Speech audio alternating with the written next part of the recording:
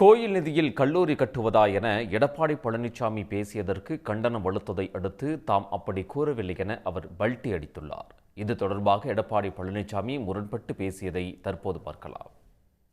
கோயில் கட்டாத கண் ஊத்துது, அது இருக்கிற பணத்தை எடுத்து கல்லூரி கட்ட ஆரம்பிக்கிறது. ஏங்க கோயில் கட்டுறதுக்காக உங்களை போல் இருக்கின்ற நல்ல உள்ளப்படுத்துகள், தெய்வ விருத்திப்படுத்துகள் உண்டியில போய் பணம் போடுறீங்க, அது அறநிலையத்துறை செய்யுது. அது எதுக்காக செய்யறது? எதுக்காக உண்டியில பணம் போடுறீங்க? அந்த கோயில் அபிவிருத்தி பண்ணுவோம், அந்த கோயில் விரிவுபடுத்துறது, அதுக்காக நீங்க போடுறீங்க. அந்த பணத்தை எடுத்து கல்லூரி கட்டுற ஏன் அரசாங்கத்திலிருந்து கல்லூரி கட்ட வேண்டாமா? என்னை பத்தி பேசுறார்.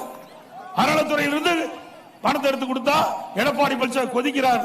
அறநிலையத்திலிருந்து நீங்க எடுத்து கொடுக்கணும் வேண்டாம்னு சொல்ல, ஆனா அதனால மாணவர் பாதிக்கப்பட்டுருவாங்க. மாணவருக்கு தேவையான திட்டத்தை முழுமையான நிதி அறநிலையத்துறையிலிருந்து கிடைக்காது.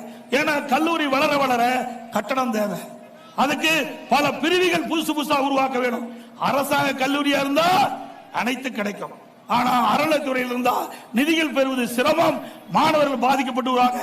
மாணவர்கள் பாதிக்க கூடாது என்பதற்குத்தான் இதை நாங்க சுட்டி காட்டினேன். ஏன்னா ஏற்கனவே இன்னைக்கு பல்கலைக்கழகத்தில் இருந்த உறுப்பு கல்லூரியில் இருக்கிற மாணவர்கள் பாதிக்கப்பட்டான்னு சொல்லிதான் அரசு கலைக்கல்லூரி ஆக்கணும். அதே மாதிரி கூட்டுறவு சர்க்கரை ஆலையில் இருக்கிற பாலிடெக்னிக் எல்லாம் பாதிக்கப்படான்னு சொல்லிதான் அதை அரசு பாலிடெக்னிக் கல்லூரி ஆக்கணும்.